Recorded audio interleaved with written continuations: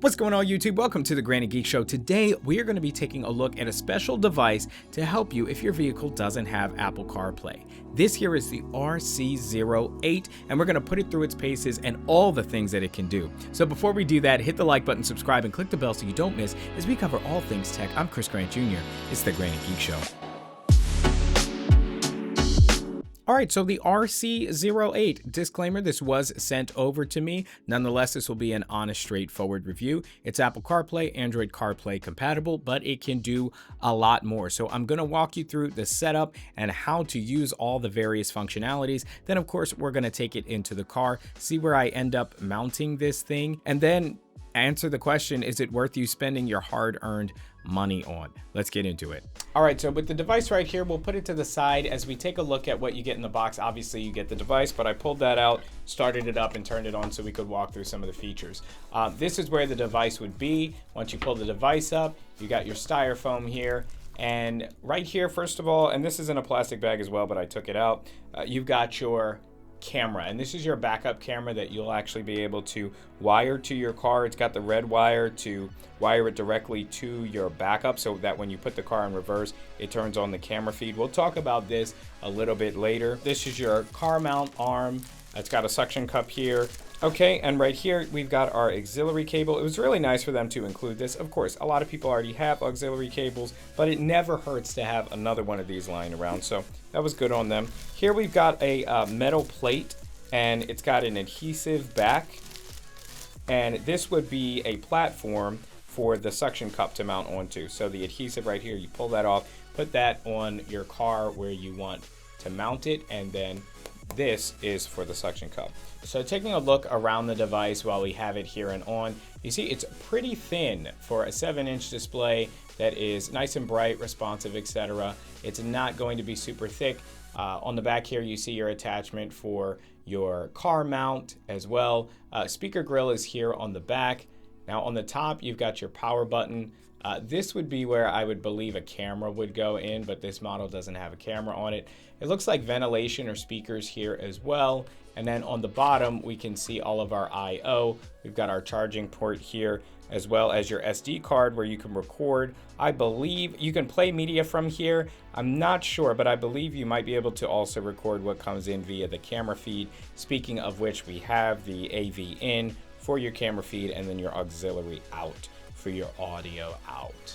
All right, so of course we're gonna put this thing in the car, but in order for me to show you all the different things that this thing is going to be able to do, you knew we had to bring it into the studio for a Granny Geek style review. Now, this is the screen you'll be presented with upon booting up the device, and you'll see you have your media controls to the left, and you have some other options for things it can do on the right. We'll go through all that, but down on the bottom, going from left to right, you have a menu bar. That's gonna present you with your power options, your brightness, your device connection or your phone connection, your Bluetooth connection, and then some settings. Now, jumping into the settings, if you've used devices like this before, it's very familiar to other Apple CarPlay software. You've got your reminder tone, which I believe is just your boot up and boot down tone. You have your screensaver, so to save the screen, auto dimming, driver position based on where you are in the world. You may be driving on the left or the right. System language, assistive touch, which we'll get into later, which is very much like the iPhone's assistive touch.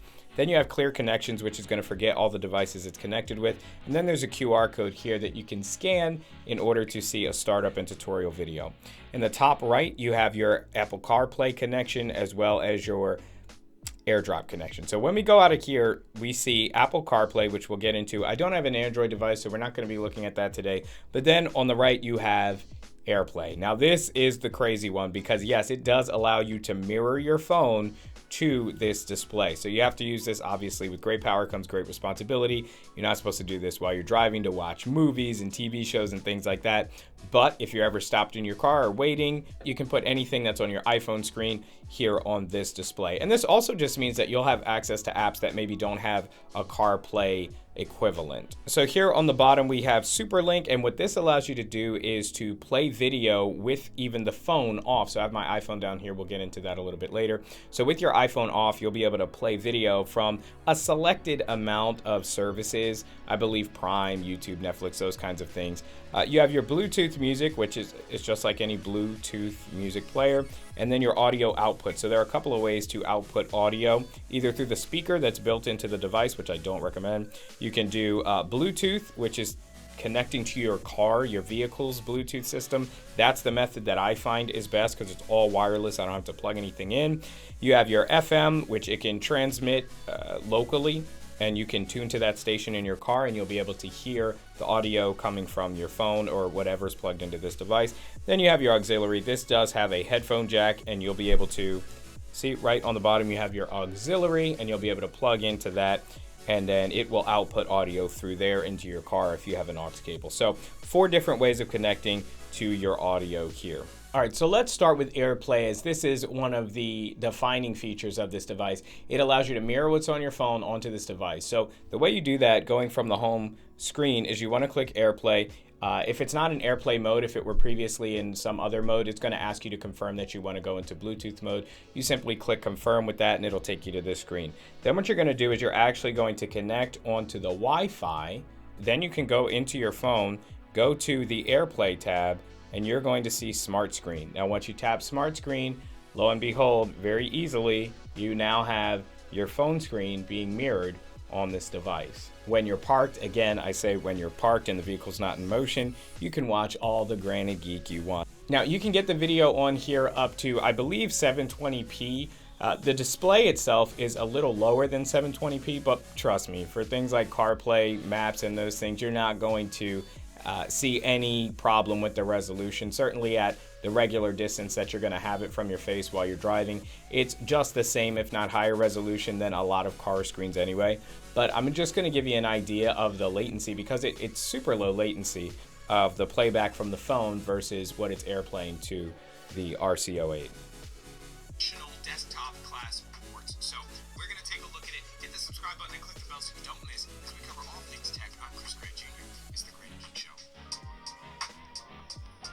So you can see it really is ultra low latency, so you're not going to have any issues in that department. What you were hearing there was actually the audio from the RC08 and not the iPhone. So like I said, I wouldn't recommend using the speakers on this thing as your primary audio source, especially if you want to listen to podcasts, if you want to listen to music and things like that. It's just not going to do the job. But obviously it has 4 different ways of connecting for audio, so you're free to use any of those, all of which I think are better than the standard speakers. Here's an example of a safer and useful way to use the AirPlay functionality. There are some apps that just are not available on CarPlay, like this awesome one that gives you a little bit more information about your speed limits, direction, elevation, etc., that doesn't have a CarPlay equivalent. So you can mirror that right to the RC08. Okay, and now let's talk about CarPlay. So, of course, it was in AirPlay mode before, so when we click CarPlay, it's going to say, are you sure you want to switch to CarPlay mode? We're going to hit confirm, and then the phone should automatically connect to it because I turned the Wi-Fi off and I turned the Bluetooth on, and there it is. We have it displaying your CarPlay, very good resolution in terms of the distance you're going to have. Obviously, if you're holding it as close to your face as you would hold an iPhone, yeah, it's not going to be a great resolution, but that's not what it's designed for. So you can see you have all your apps here. It's pretty responsive, pretty fluid. Of course, this isn't a 120 hertz refresh rate screen or anything like that, but of course you'll have access to all the Apple CarPlay apps that are available. It's loading audio stories, so you'll be able to click those and listen to them versus reading, obviously, things like Apple News. You got your podcast, you can check on your messages, look at your calendar. I have some other apps loaded up here. I don't know why Domino's has a CarPlay app. That's super weird, but Waze is a great alternative. Map, Spotify, all these things. So this is your standard CarPlay affair here, and this RC08 does that very, very well. Okay, so Android Auto, we're not going to do, I don't have an Android. Bluetooth and audio output are self-explanatory. Let's take a look at SuperLink. I'm going to show you what the app looks like, but I'm not going to show you how to set it up because it works exactly the same way that AirPlay does. It works via AirPlay. So we're going to open up SuperLink. Of course, because we were in CarPlay mode before, we're going to have to confirm to switch these modes. So there's a nice little toggle here for your Android version or your Apple version. You're simply going to scan this QR code. You're going to connect to the Wi-Fi, You're going to put in that password if you've never done it before, and then it's literally going to, as it says here on the screen, it's going to be screen mirroring using that functionality. Now, the cool thing about SuperLink is that it does allow you to maintain that video connection while the phone screen is off. That's something that you're not able to do with AirPlay. And so yes, if you are parked and you want to throw on a movie or any of the services available in SuperLink, you can do that and still conserve energy on your phone, not have two screens running at the same time, turn your phone off and still be able to view everything on this. All right, guys, so now we are in my car. This is a 2014 Honda Accord. The crazy thing about this car, I love it. It's a great workhorse, but despite having two screens, both a touchscreen and a regular screen, neither of these support Apple CarPlay. And so it's super fitting for a device like this. You know, the car has all the other amenities of a modern car, except it's lacking that one thing, Apple CarPlay. And for a nerd like me, you know that's what I need. So, of course, in comes our Apple CarPlay device. And what I love about this is that it is the perfect screen size to kind of fit somewhere in the vehicle. Now, I would like to put it here, of course, but the problem with doing that is that I have a side view mirror that I can activate like this, and of course I'm gonna need that. And then this is also the screen that's used for the backup camera, so that's a no-no. Of course, the next thing you're thinking is, why not just put it here on the touchscreen, since this is a touchscreen and this is typically where your media controls would be. And of course, Apple CarPlay has media controls, so why not just put it right there? Well, the issue is that this is how I access all of the car's settings and via these buttons here, and of course via the touchscreen. And so I lose some of the vehicle's functionality here as well if I were to do that, and there's no real good way to attach it, although I might be inclined to do that. So then the only other place really is to have it kind of on a windshield mount, which would not be a good idea because then you'd get into problems with visibility and not being able to see out the windshield. So this is weird for a couple of reasons. Number one, you know, you're gonna have to reach through in order to set like your GPS and those kind of things, which is not bad when you're stationary. You know, I'm in park now, so I can set those kind of things up. What it does mean is that I end up having to use the media controls here on the touchscreen, which is fine. That's in a perfect position. That's what it was designed for. So I can use my media controls there. So this hasn't been too bad, especially because all of the information that I would get up on my gauge cluster behind this screen, I can access right from this screen. So of course, right here seems to be about the place where this is going to live. But you don't lose everything in terms of your backup camera, of course, because this comes with the backup camera. There's only one problem. And that problem is that you can't manually activate the camera, the backup camera on this device. I'm telling you, if it had this one feature, it would get a 10 out of 10. Would recommend. I've seen it on other Apple CarPlay devices where you can manually activate that backup camera. And so what that allows you to do is you can wire it to the side of your vehicle as a side camera. Of course, you could put it as a regular backup camera like it's designed to do. But for my purposes, despite the fact that this car has a built-in backup camera, I wired another one, okay? And it is compatible with this Apple CarPlay device.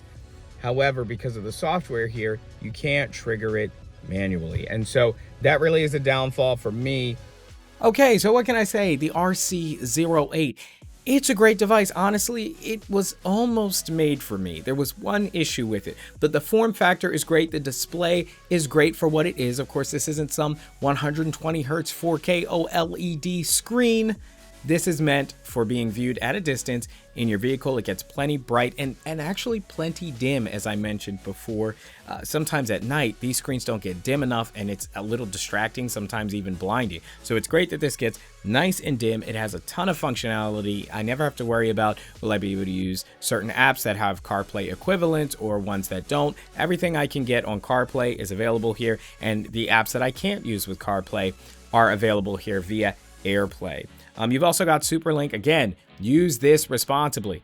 Do not view videos and watch videos and movies and TV shows while you are driving. This should go without saying, but I feel like I have to say it. But it does have the SuperLink. It has those 4 ways of connecting audio, so you can still get great high quality audio. A lot of these things, you know, they give you one option. It's like the aux cable. And if that doesn't work, that's really all you got. So the only issue that I had with this, again, is that you can't manually activate the camera. And while that is a big issue for me, it is not big enough for me not to use this as a daily driver. I've been doing a ton of driving, and although I have a lot of Apple CarPlay and Android Auto devices, this has risen to the top for things like I said, the form factor, the various functionality, the display quality. So of course, if you want to get your hands on one of these, I will leave a link to the RC08 down in the description below. And of course, like the video, subscribe, click the bell so that you don't miss. As we cover all things tech, I'm Chris Grant Jr. It's the Granny Geek Show.